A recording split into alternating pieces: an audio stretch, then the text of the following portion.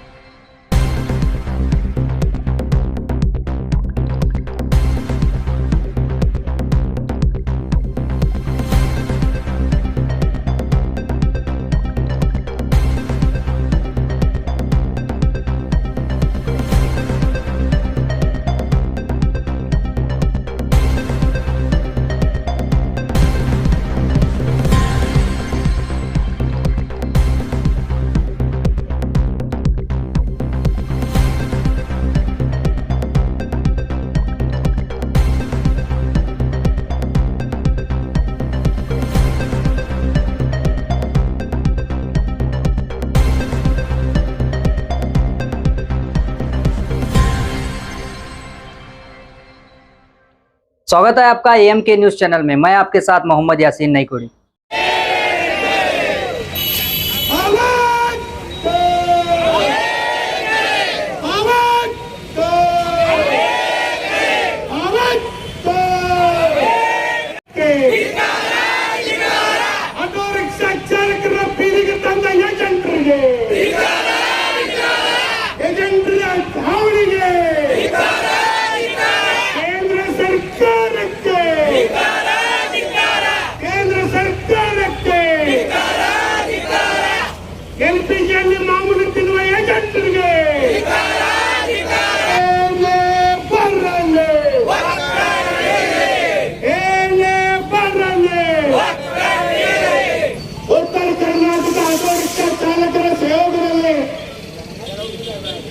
ಬಿಜಾಪುರ ಜಿಲ್ಲಾ auto rickshaw ಚಾಲಕರ ಮಾಲೀಕರ ಅಧ್ಯಕ್ಷರೇ, ಪದಾಧಿಕಾರಿಗಳೇ, ಸದಸ್ಯರೇ, ಕಾರ್ಯದರ್ಶಿಗಳೇ, ಖಜಾಂಚಿಗಳೇ,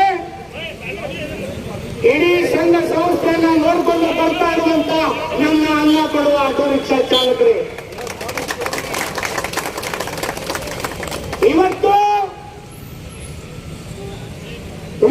ನಡೀತಾ ಇರೋದು ಯಾವುದೇ ಮೂಲೆಯಲ್ಲಿ. ಆದ್ರೆ ಇವತ್ತು ನಮ್ಮ ದೇಶದಲ್ಲಿ LPG ಇರ್ಬೋದು, ಪೆಟ್ರೋಲ್ ಡೀಸೆಲ್ ಇರ್ಬೋದು,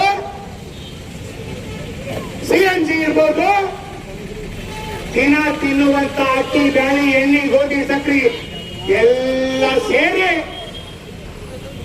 ನಮಗೆ ವಿಶೇಷವಾಗಿ ಆಟೋ ರಿಕ್ಷಾ ಚಾಲಕರಿಗೆ LPGಯನ್ನ ಬಂದ್ ಮಾಡಿ,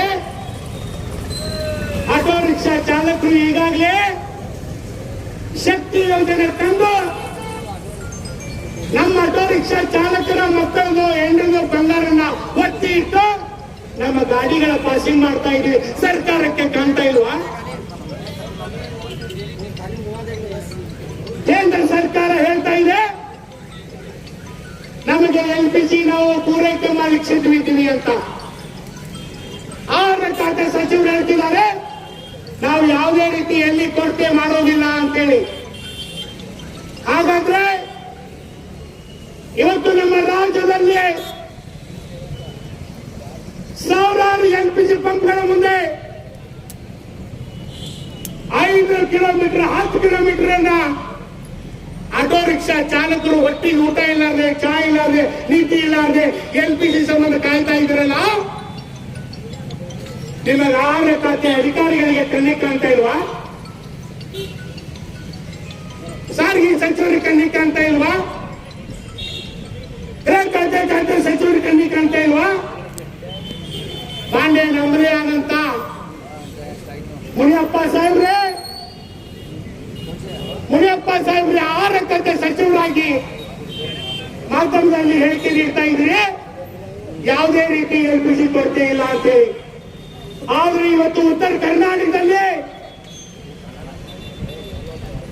ಎಲ್ಲ ಜಿಲ್ಲಾ ತಾಲೂಕಲ್ಲಿ ಸರಿಯಾಗಿ LPG ದೊರಕ್ತಾ ಇಲ್ಲ. ಅದಕ್ಕಾಗಿ ಇವತ್ತು ಬಿಜಾಪುರ ಜಿಲ್ಲೆಯಲ್ಲಿ ನಾನು ಜಿಲ್ಲಾಧಿಕಾರಿಗಳ ಪ್ರಶ್ನೆ ಮಾಡಲಿಕ್ಕೆ ಬಂದಿದ್ದೇವೆ. ಹುಬ್ಬಳ್ಳಿಯಿಂದ ಇವತ್ತು ಪ್ರಶ್ನೆ ಮಾಡ್ತೇವೆ ಸಂಬಂಧಪಟ್ಟ ಅಧಿಕಾರಿಗಳಿಗೆ. ನಮ್ಮ ಬಿಜಾಪುರ ಜಿಲ್ಲೆಯಲ್ಲಿ ಆಟೋ ರಿಕ್ಷಾ ಚಾಲಕರ ಕುಂದುಕೊರತೆಗಳನ್ನ ನಮ್ಮ ಪ್ರಶ್ನೆ ಮಾಡಿ ಪ್ರಶ್ನೆಗೆ ಉತ್ತರ ಕೊಡಬೇಕು ಸಂಬಂಧಪಟ್ಟ ಅಧಿಕಾರಿಗಳು. ಕೊಡದೆ ಇದ್ರೆ 8 ದಿನ ಗಡುವು ಕೊಟ್ಟು ಮುಂದಿನ ಕ್ರಮ ತಾವೇ ವಿಚಾರ ಮಾಡಬೇಕಾಗುತ್ತೆ ಅಧಿಕಾರಿಗಳ ಹತ್ರ ವಿನಂತಿ ಮಾಡ್ತಾ. ಇನ್ನು ಬಹಳಷ್ಟು ಟೈಮ್ ಇಲ್ಲ. ಎಲ್ಲ ನನ್ನ ಆಟೋ ರಿಕ್ಷಾ ಚಾಲಕರ ಮಾಲೀಕರು, ಮಾನವ ಚಾಲಕರು, ಅಧ್ಯಕ್ಷರು, ಪದಾಧಿಕಾರಿಗಳು ಶಾಂತ ರೀತಿಯಿಂದ ಈ ಪ್ರತಿಭಟನೆ ಮುಖಾಂತರ ಸರ್ಕಾರಕ್ಕೆ, ಕೇಂದ್ರ ಸರ್ಕಾರ, ರಾಜ್ಯ ಸರ್ಕಾರ, ಆಹಾರ ಇಲಾಖೆಗೆ ಕಲ್ಲು ತೆಗೆಯುವಂತೆ ಕೆಲಸ ಮಾಡುವಂತ ನಾನು ವಿನಂತಿ ಮಾಡ್ತೇನೆ. ಎಲ್ಲರೂ ಈ ಪ್ರತಿಭಟನೆಗೆ ಶಾಂತಿ ಶಿಸ್ತೆಯಿಂದ ಶಿಸ್ತಿನ ಸಿಪಾಯಿಗಳಾಗಿ ಹೋರಾಟದಲ್ಲಿ ಪಾಲ್ಗೊಳ್ಳುವಂತ ವಿನಂತಿ ಮಾಡ್ತೇನೆ. और ज्यादा खबरों से जुड़ने के लिए हमारे इस चैनल को लाइक करें, सब्सक्राइब करें और बेल आइकॉन दबाना ना भूलें।